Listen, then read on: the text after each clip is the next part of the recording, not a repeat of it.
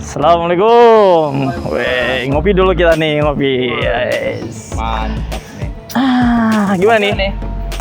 Kopi hitam, kopi. Wah, kalau ini kopi susu. Kopi susu. Oh, jadi biar hidup itu nggak cuma pahit. Nah, jadi kita sapa dulu nih sahabat-sahabat Race Generation. Halo, assalamualaikum warahmatullahi wabarakatuh. Oke, sahabat Race Generation, kembali lagi nih sama Kak Arif, dan Kak Arif hari ini nggak sendirian. Udah ada yang pernah lihat mukanya dia? Jarang ditemukan ya. Jarang ditemukan. Ini otentik ini. Otentik.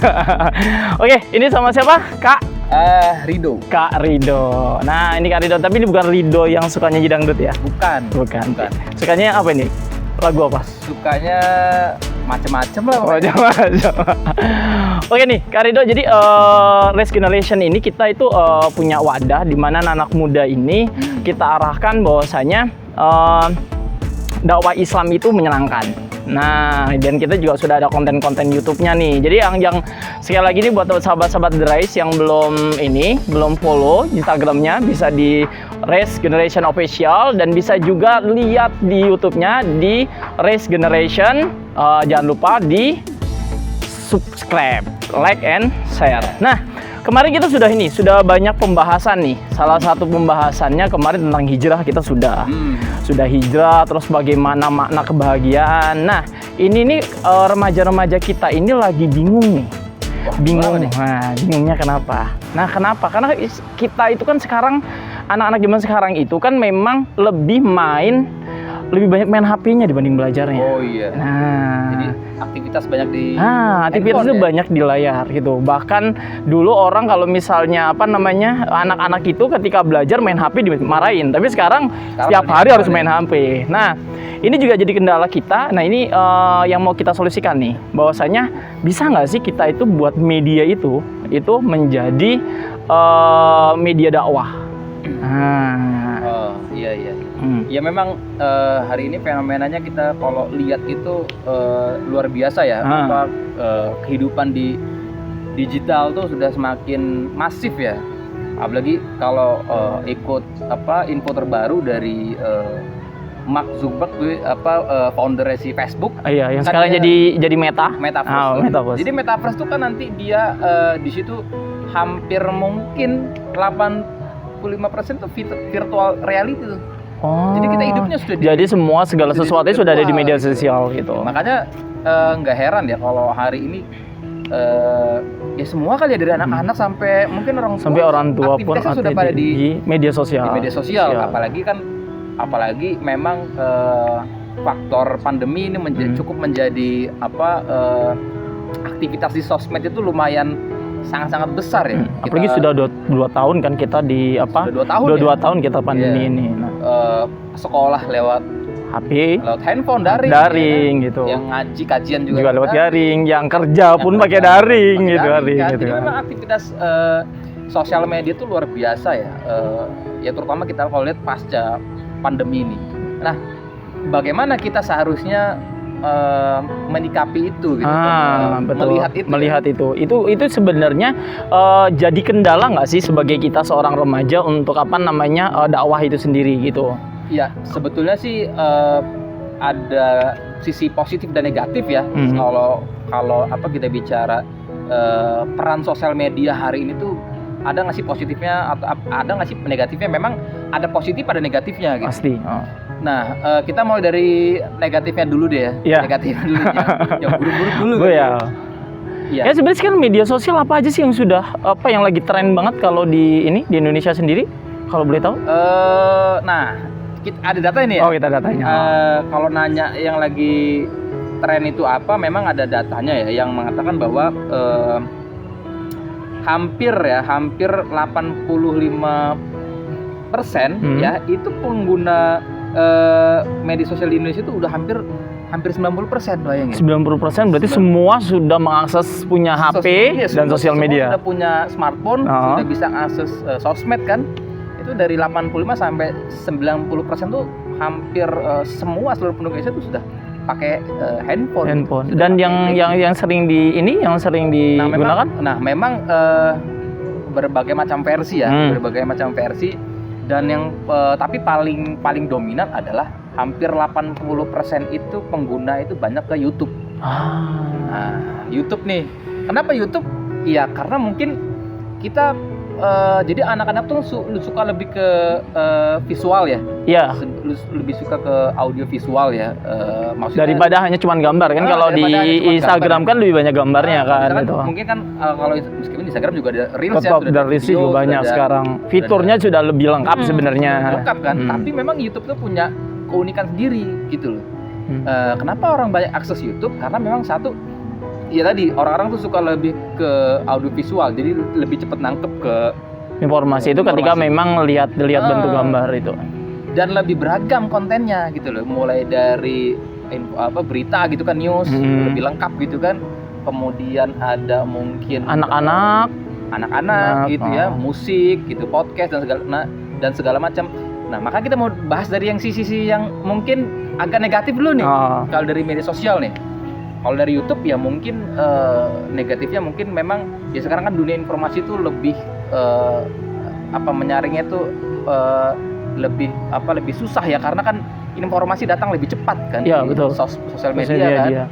Apapun yang hari ini bisa langsung viral. Langsung di viral kan.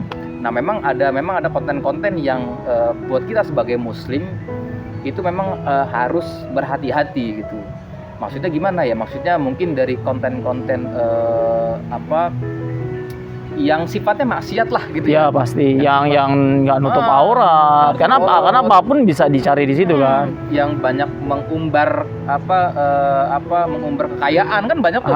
Yang lagi viral kan begitu. Ya. Mengumbar kekayaan, artis-artis kan memang lagi banyak meraup keuntungan dari sana sebenarnya. Nah, bagaimana kita? Apakah itu negatif? Ya buat kita sebagai muslim itu negatif sebetulnya, ya kan?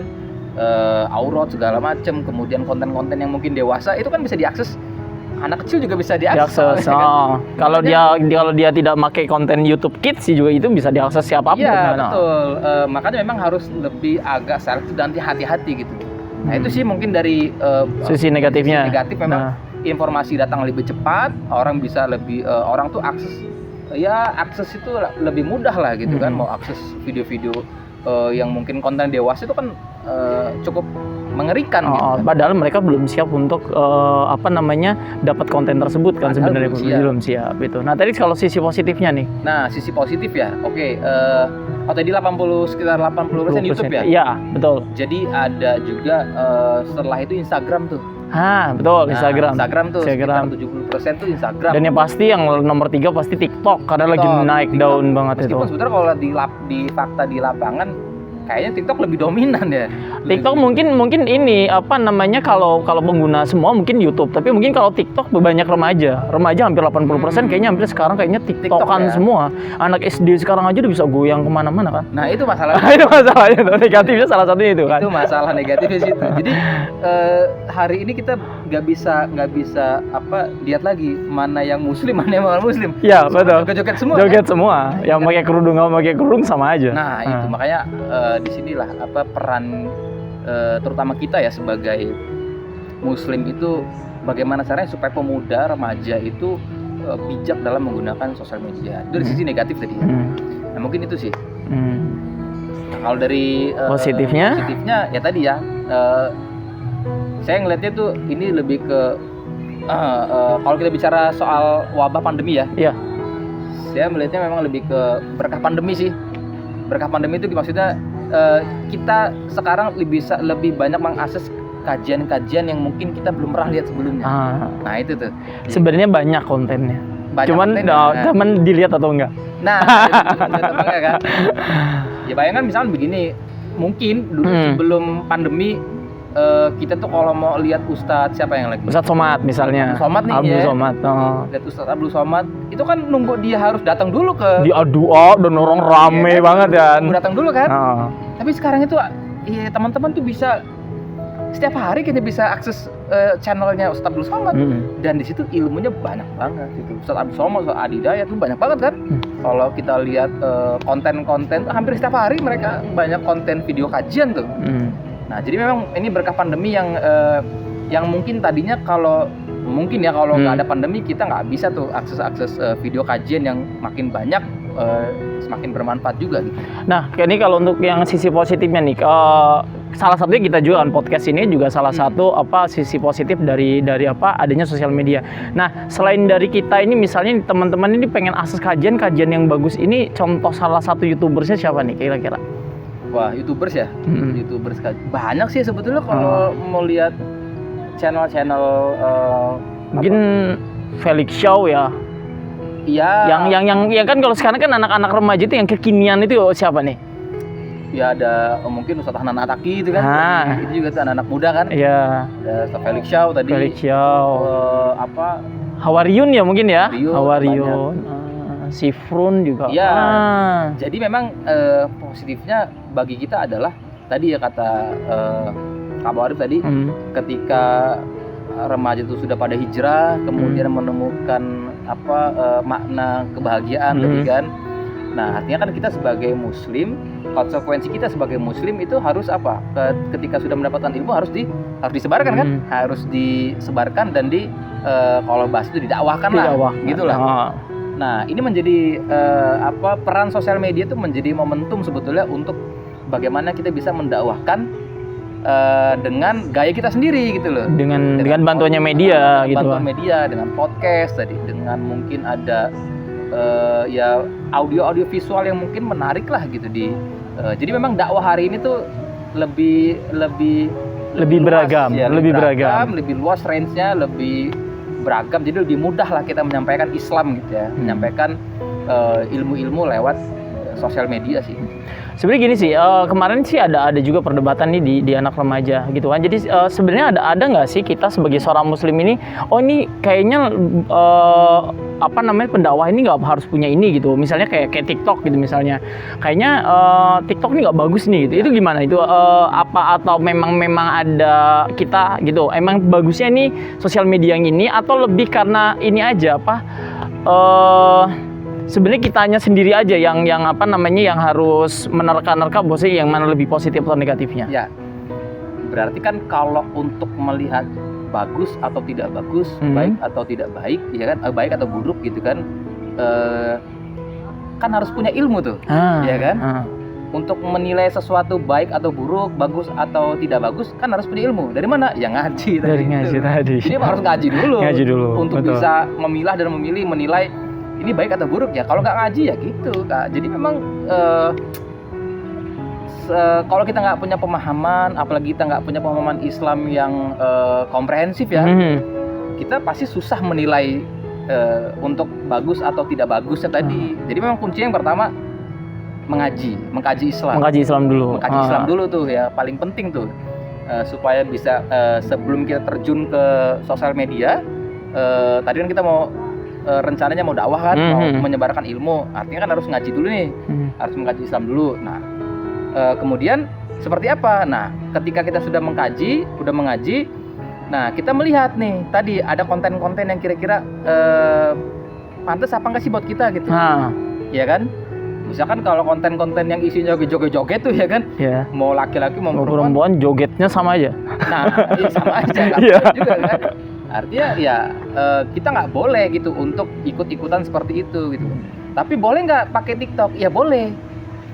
Boleh. Tapi dengan catatan. Yang pertama memang kita nggak boleh melanggar hukum syariat tuh, pasti itu yang pertama tuh. Tapi nggak susah kalau TikTok, karena kan feel-nya kita slide kita nggak bisa filter loh. Beda sama IG. Kalau IG itu kan kita bisa filter tuh mana yang mau kita ikuti dan mana yang nggak kita ikuti. Tapi kalau dalam TikTok itu kan kita mainnya feel aja. Naik terus gitu. Makanya itu agak ini memang. Ya memang memang TikTok ini unik ya. Tapi punya ciri khas sendiri memang. Apalagi TikTok itu isinya didominasi sama konten-konten yang mungkin agak mengkhawatirkan bagi remaja muslim. Nah, kalau menurut saya dan memang setelah mengkaji-kaji juga gitu kan, boleh nggak pakai TikTok? Memang ada beberapa orang itu yang bilang ya nggak perlu lah gitu, nggak usah pakai TikTok gitu kan. Ada yang boleh asalkan tadi kita mengambil manfaatnya saja gitu. Kalau saya memang lebih cenderung ke boleh, yang pertama asal memang harus sesuai dengan hukum Islam ya, maksudnya tidak melanggar gitu kan. Ya boleh selagi kita posting yang berkaitan dengan Islam, dakwah, habis itu ya udah jangan diterusin, jangan di scroll juga sih, mungkin kayak gitu sih. Wah, ini seru banget nih, kita ngopi dulu nih. Jadi sebenarnya ya media sosial itu ya tadi ada poin positif dan negatifnya. Nah, ini gimana nih caranya kita benar-benar bisa memanfaatkan sosial media itu sebagai tempat untuk dakwah atau ladang pahalanya kita. Ini gimana cara memanfaatkannya?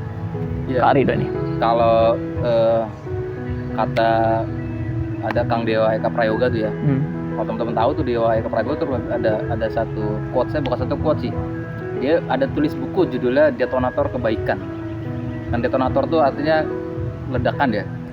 Detonator itu kan artinya ledakan atau bom lah ya, ledakan besar.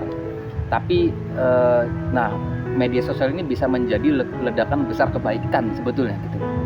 Jadi memang ladang pahala untuk mencari amal jariah di sosial media itu sangat-sangat besar sekali gitu. Asal tadi ketika kita mensikapi sosial media ini dengan sesuai dengan hukum Islam ya, maksudnya sesuai dengan perspektif Islam gitu kan. Nah makanya memang hari ini penting bagi kita memang untuk merespon perubahan gitu ya, terutama dalam konteks masifnya dunia sosial media gitu kan. Terutama bagi kita nih yang muslim itu harus memanfaatkannya sebagai tadi betul ladang pahala. Menjadi ladang pahala dengan amalan-amalan dakwah kita gitu. Nah, konten dakwahnya gimana? Ya sekarang sudah sangat beragam sekali ya. Bisa dengan podcast, buat meme ya kan, desain, flyer dan sebagainya. Buat di SW atau di IG story itu juga bisa kan? Buat di IG story dan macam-macam. Jadi memang jadi teman-teman tuh share aja tuh dapat pahala itu. Jadi belum perlu buat ya, belum perlu buat konten, tapi hanya sekedar share itu bisa jadi detonator kebaikan gitu. Kalau kita share kan, kalau ada orang yang terinspirasi dengan hasil share kita, kemudian dikerjakan, nah kita dapat pahalanya. Kan? Itu amal jariah.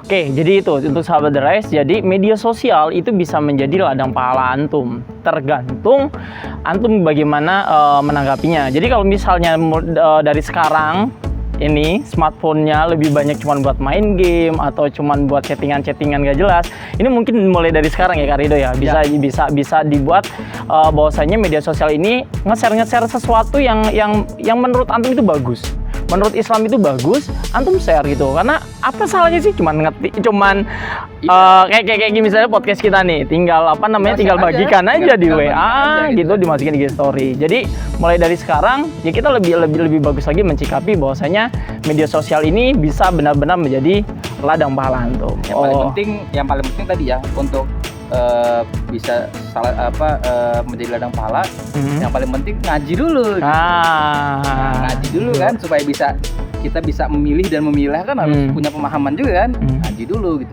Setelah itu baru kita bisa melakukan amalan-amalan yang mungkin bisa menjadi amal jariah ya. Soalnya dengan share video ini juga bisa jadi amal jariah insya Allah. Jadi kalau untuk sahabat The Rise yang terinspirasi, boleh komen di bawah nanti pertanyaan-pertanyaan apa, nanti bisa kita jawab langsung. Oke, itu aja. Makasih Kak Rido atas waktunya. Jadi ini jadi tahu kan, jadi media sosial itu mana yang bagus, mana yang jelek, itu tergantung dari kitanya. Oke, itu aja untuk sahabat The Rise. Jangan lupa subscribe, share, dan like Rise Generation-nya. Sampai jumpa. Wassalamualaikum warahmatullahi wabarakatuh. Ini dulu.